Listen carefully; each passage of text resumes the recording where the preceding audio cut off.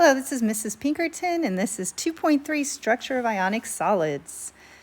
Again, we're talking about ions, and ion bonds are formed from the electrostatic attraction between a cation, which is our metal, and our anion, which is our nonmetal.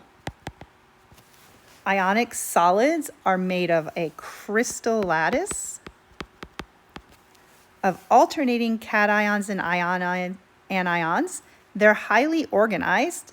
And again, cations, remember, cations are positive charged, so they are smaller than their original atom because they have more protons and they lost an electron. And anions are larger, so anions have an extra negative charge, or 2 or 3, and they have gained an electron. So they have more electrons than protons, which makes them smaller than their neutral charge atom. And again, this crystal lattice structure is an ionic solid. And you're not going to find just one sodium and one chlorine. You're always going to find it in a structure, a crystalline structure. The other thing to be careful of is sodium and chlorine bond 1 to 1, but say instead you had magnesium and chlorine, magnesium would have a 2+ charge, so in this key you would draw 2 magnesium for every 1 chlorine. So when you're doing molecular depictions, make sure you have your ratios correct based on of how they bond in their charges. So the key properties of ionic solids are they're non-volatile and have high melting points. So they have very high melting points. High temperatures are required to break ionic bonds and separate the oppositely charged particles. Ionic solids do not conduct electricity.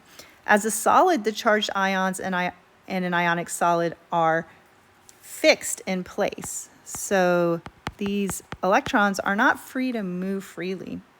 So that causes low or no conductivity. However, when they're melted or dissolved in solution, the ions are free to move around, allowing for those electrons to create an electrical conductivity. Solubility. Ionic compounds are typically soluble in polar solvents. So again, polar solvents meaning they have a slightly positive dipole or negative dipole, such as water, and they're insoluble in nonpolar solvents. When we're talking about ionic solids, you'll hear a term called lattice energy, and lattice energy is the energy required to separate a mole of a solid ionic compound into its gaseous ions. So to completely break the bonds of the solid ion, when it's in a gaseous state, the bonds are completely broken. So for example, sodium chloride forming sodium gas and chlorine chloride gas. The factors that affect lattice energy is we're going back to Coulomb's law. So here it is again, force is equal to the charges over the radius squared multiplied by a constant. So 2 main factors affecting the lattice energy of an ionic solid are the charge of the ions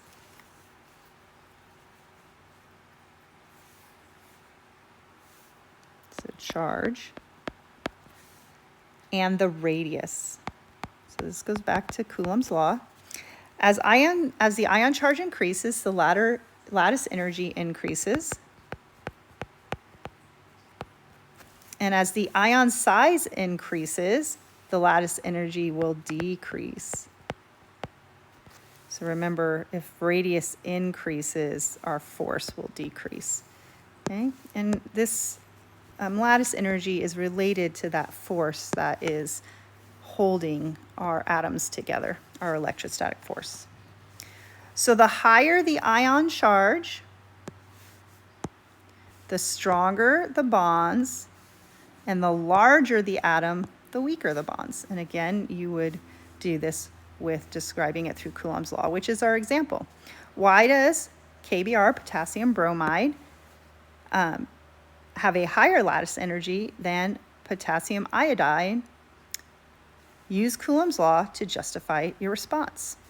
So if we look at our periodic table, they both contain potassium, so we can ignore the metal. The difference is the bromine or the iodine.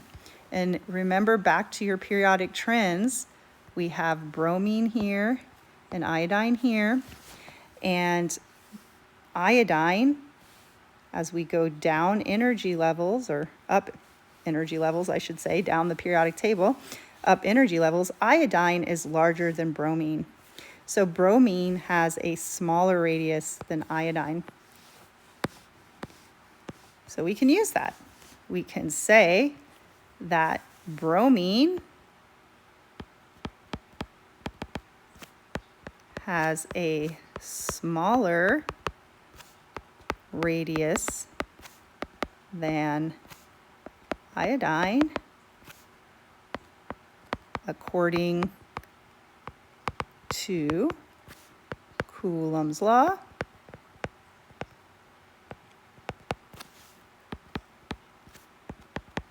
The smaller the radius,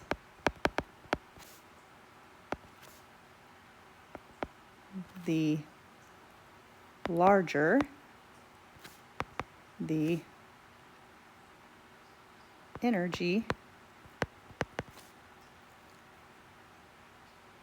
or you could say force, the electrostatic force.